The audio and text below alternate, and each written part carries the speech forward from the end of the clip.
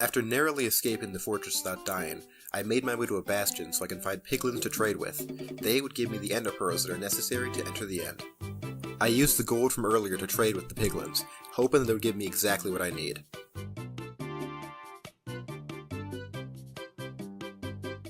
Jackpot! This is exactly what I need to enter the end. It is almost time to beat the game without acacia wood. I set up the portal and placed the eyes. The time is almost here. All that's left now is to fight with the Ender Dragon.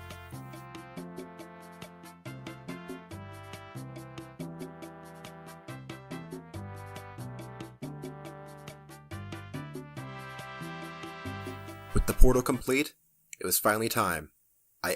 I was running low on time. I made my way to a bastion to hopefully trade with piglins, but I realized it was not worth it. I had to use a very hard strat. The number 5. Oh, hey dude. Yeah, making a video right now. Did you like fact number 3? I sure hope so, because I got another blaze fact for you. Before piglin were created, blazes were actually what used to spawn in bastions. Because I had an ace up my sleeve. Piglins would attack me if they saw me. Now once again you may be asking yourself, how do I intend to trade with piglins? Well, I have a plan. Piglins can also take copper under very rare circumstances. Using the copper that I got earlier, I was able to trade with the piglins and get all the ender pearls that I needed for this run, along with a few other goodies.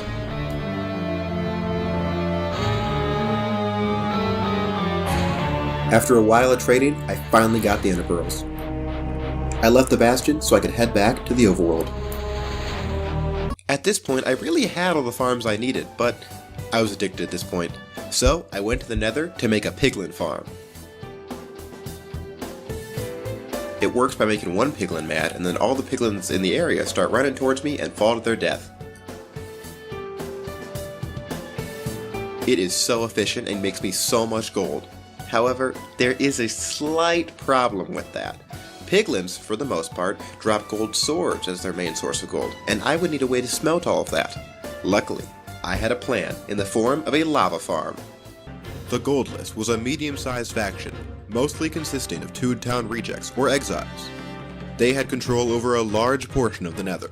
Their name, Goldless, was a joke based on the fact that their base was inside of a gold farm. Some say that the farm was built by the founder of the Goldless, but many players today say that it was only discovered by the founder, and no one actually knows who made it. The Goldless founder is a man who simply goes by the name Gold da Hog.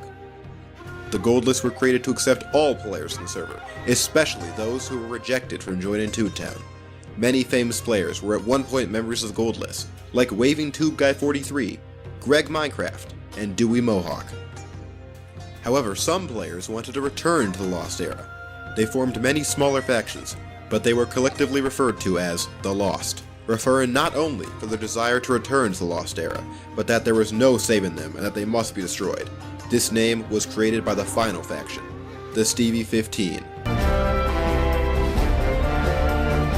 I made my way to the nearest bastion, making sure not to forget my horse. I wasn't about to go into a bastion without a horse. I have to eat all of this? I approached the bastion and made my way inside. Now I just need to find some piglins to trade with. I went to the nearest nether fortress and went looking for a blaze spawner. All the pieces were falling into place. If I could get good blaze rod drops, then the run would be secured. And right on time, I found exactly what I was looking for. A full stack of blaze rods. This could not have gone better if I tried. Now I just need to safely get out of the nether. Stevie 15. But tipped arrows of water don't only work on normal fire. They can also work to extinguish blazes.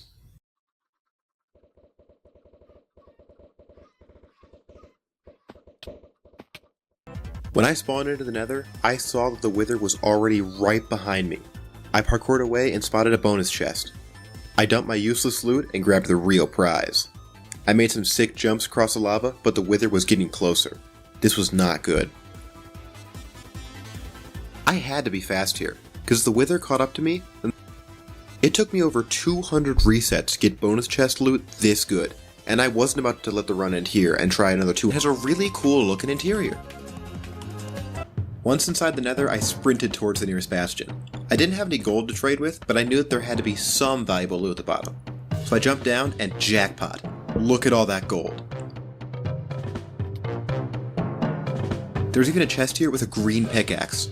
Just had to mine the gold and hope for a good drop. And then I got the end portal, first try. Finally, I found the Bastion.